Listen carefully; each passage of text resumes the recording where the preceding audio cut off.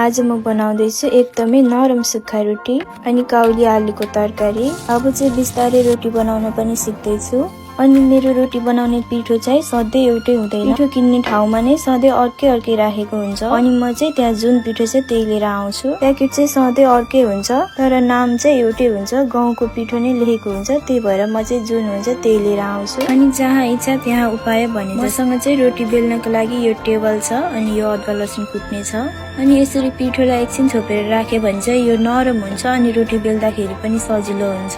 ल अब चाहिँ रोटी बेल्नतिर लागौँ है त। अनि यो रोटी पकाउँदाखेरि चाहिँ मलाई सबैभन्दा अप्ठ्यारो लाग्ने कुरा भनेको चाहिँ पिठो मुस्नलाई हो। अनि आज चाहिँ अलिक ठुलो नै रोटी बनाउँदैछु किनभने बेलुका कामबाट आएर यसरी खाना बनाउँदाखेरि धेरै टाइम पनि भइसकेको हुन्छ अनि आफूलाई पनि थकाइ लागेको हुन्छ। जस्तो बनाए पनि आफैले त खाने हो भनेर म चाहिँ यसरी ठुलो बनाउँदैछु। यसरी ठुलो बनाउँदाखेरि चाहिँ अलिक छिटो पनि हुन्छ अनि एक दुईवटा रोटी खाँदै अगाइन्छ। अब चाहिँ अलिक गोलो बनाउन पनि सिकेको छु। अनि यसरी प्यान मजाले तताएर रोटी राखेर पकाउँदैछु। अनि यसरी सुक्खा रोटी पकाउँदाखेरि चाहिँ रोटी पकाउँदै थालमा राखिसकेपछि त्यसलाई चाहिँ मजाले एकछिन छोपेर राख्नु पर्छ अनि मात्र रोटी चाहिँ नरम हुन्छ। अनि आजको रोटी चाहिँ सधैँको भन्दा अलिक गोलो भएको छ र अलिक नरम पनि भएको छ।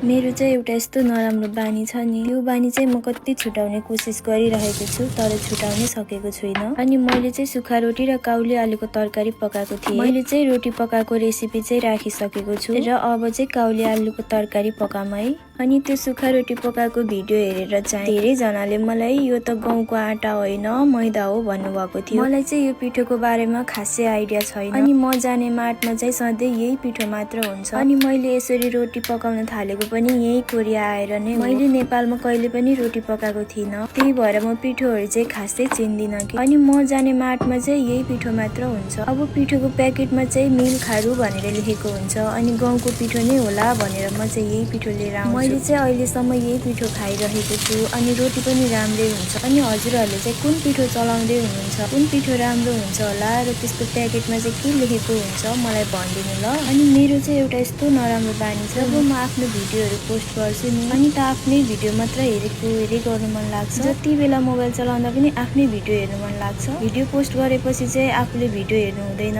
भ्युजहरू आउँदैन भन्छ। तर मलाई चाहिँ के बानी लागेको छ कि आफूले बनाएको भिडियो आफैलाई मनपर्छ अनि जति बेला पनि त्यही भिडियो मात्रै हेरेकै गर्नु मन लाग्छ। अब यो बानी चाहिँ मैले कसरी सुधार्नु होला। अनि यसरी भिडियो बनाउँदै जाँदा चाहिँ मैले खाना बनाउनुको साथसाथै धेरै नयाँ कुराहरू पनि सिक्दै जाँदैछु। आज चाहिँ 2 मिनेटमा यस्तो मजाको रोटी पकाएको छु। आजको खानामा चाहिँ छ सुक्खा रोटी, आलुको तरकारी अनि अमिलो पिरो टक्क परेको टमाटरको अचार। अनि आज चाहिँ मैले पिठो नकिनेर यो सुक्खा रोटी नै किनेर ल्याएको छु। यहाँ चाहिँ यसरी यो रेडिमेड सुक्खा रोटी पनि पाउँछ। यस्तो मजाको हुन्छ, यति ठुलो पनि हुन्छ र घरमा बनाएको चाहिँ अलिक मोटो हुन्छ। यो किनेर ल्याएको रोटी चाहिँ एकदमै पातलो टाइपको हुन्छ। अनि यो रोटी चाहिँ अलरेडी नै पाकिसकेको छ। यसलाई चाहिँ हामीले घरमा हल्का तताएर मात्र खाँदा पनि हुन्छ। ल अब चाहिँ म रोटी पकाउनतिर लागे है त। यो रोटी पकाउनको लागि सबैभन्दा गाह्रो लाग्ने कुरा भनेको चाहिँ मलाई पिठो मुस्नलाई लाग्छ। पकाउन त एकैछिनमा पाकिहाल्छ तर पिठो मुस्न चाहिँ यति धेरै टाइम लाग्छ। अनि यहाँको पिठोको रोटी बेल्न बस्यो भने चाहिँ यति ठुलो रोटी बेल्दाखेरि पनि एकछिनमा यति सानो भएर आउँछ। त्यही भएर आज चाहिँ यसरी रेडिमेड रोटी नै किनेर ल्याएर पकाउँदैछु। अनि अब चाहिँ रोटी पनि पाकिसक्यो। अब चाहिँ आलुको तरकारी पकाउँछु।